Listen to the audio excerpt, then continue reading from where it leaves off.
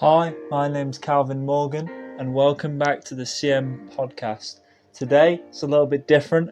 I'm going to be giving you a tennis masterclass first class, bro.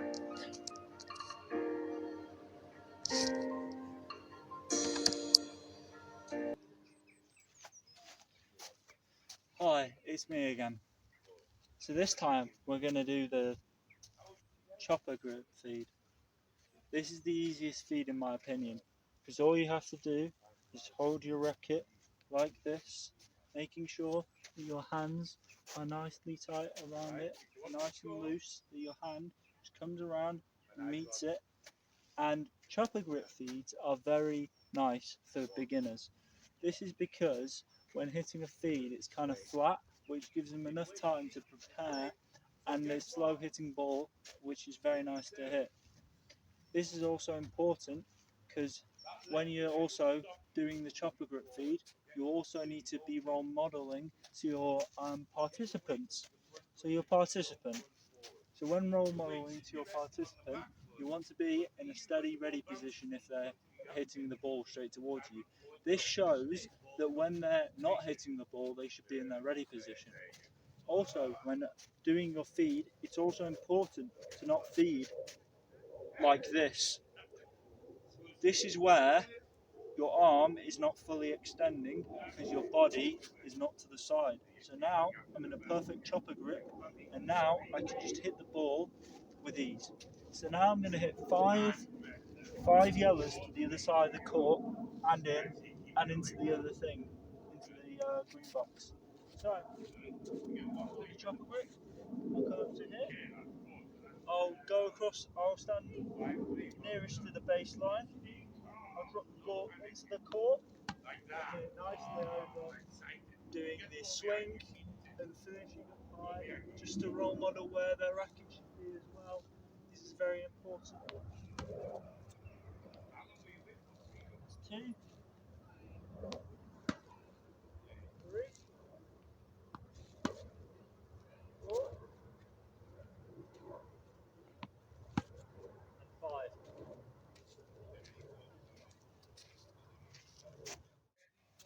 Hi, my name's Calvin Morgan, and this is part 2 of my tennis video.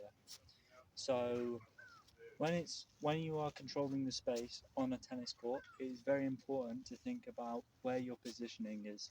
So if you're on the baseline, you've got to make sure that you are spread widely apart on this baseline like this. You are nicely separated on the baseline, ready for the opponent to make his first shot, controlling the space. So if the ball's landing deep onto the line, I'm stepping back and I'm taking a shot as I move forward to make sure that I'm controlling the space. Also, when controlling the space, it's important to think about the side-to-side aspect of this thing. So when the ball is played sharply to the corners and you're rallying deep like this, rallying deep side to side into each corner, it's very important that you're hitting it directly over towards that side where you're pushing them back, but you're also using tactics and knowledge to do that. Also, when controlling space, it's important that you don't give your opponent much chance to get the ball back, because if you're hitting it side to side into space, you're flowing freely and you're allowed to do whatever you want with the ball, which is very good, especially when playing someone who's a little bit less agile than you on their feet. Also with this, when you run up to the net, you need to be wary of the backside of the baseline, where you can hit volleys, but if you hit a volley, you need to make sure you clear the point and you're controlling the space. If you are in this part of the area, the box, and not on the baseline, if someone hits the ball past you and you're not standing on the baseline and you're standing in the 2 feet into the green, you'll be struggling to get the ball back correctly, which can be a problem.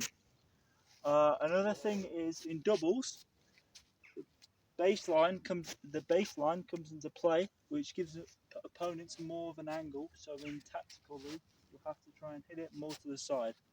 Thank you very much. This will be my next part of the video. Hi. This time we're going to do the split step. So for the split step, I use this piece of wood because it's a straight line down here. So if I place this right here, yeah, and I'm here in my ready position, and this is in the middle, to do a split step, I turn from here to here.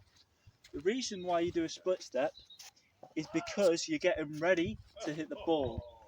This is where, as you prepare, your body turns to the side and it's like you're on a surfboard getting ready to just relax your racket, drop it and hit it with topspin.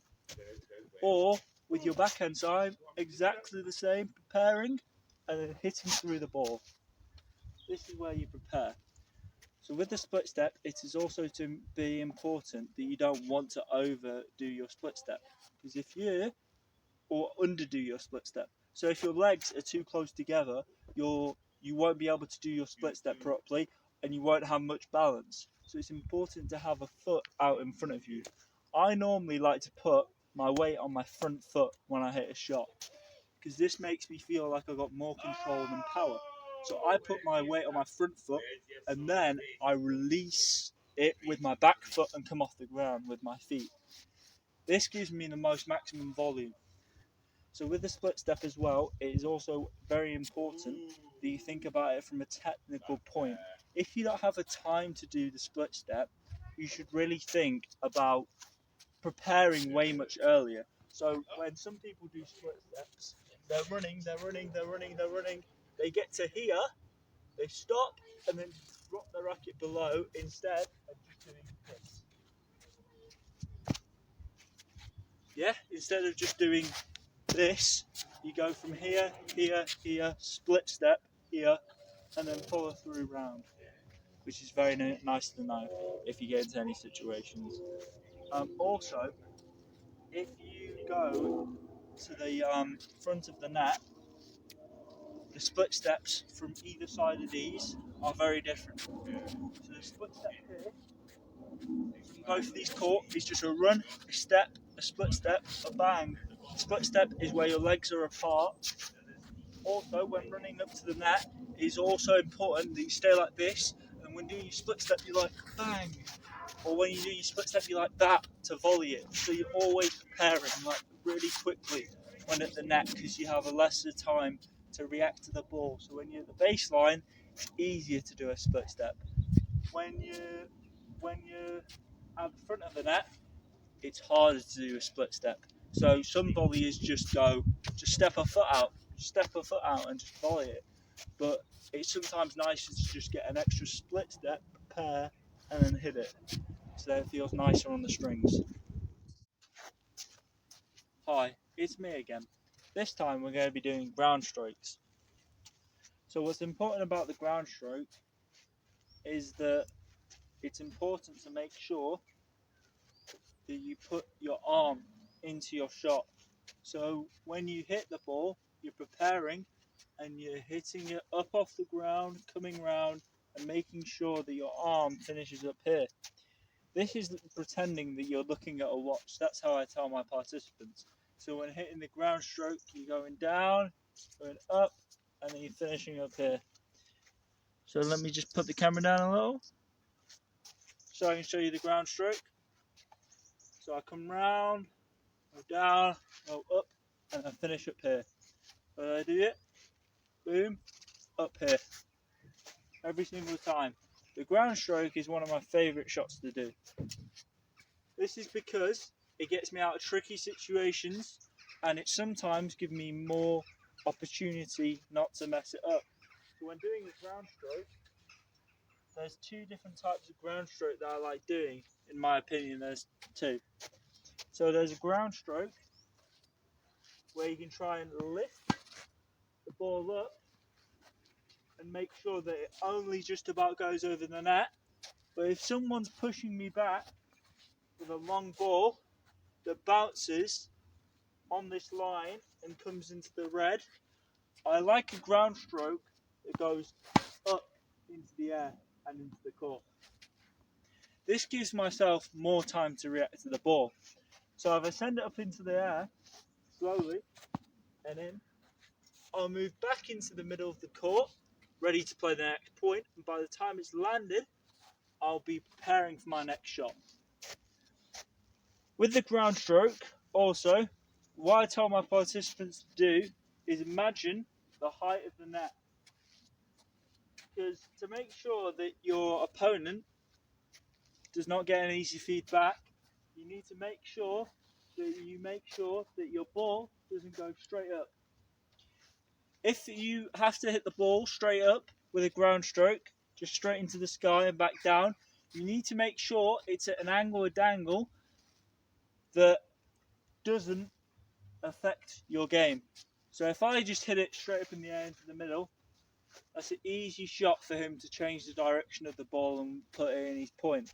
But if I'm going cross court and I'm sending it left to right, up and over onto my opponent's backhand, he will struggle to get that backhand into place to hit it correctly, because I've just changed the direction of the ball and he thought I was going to try and do a little safety with it.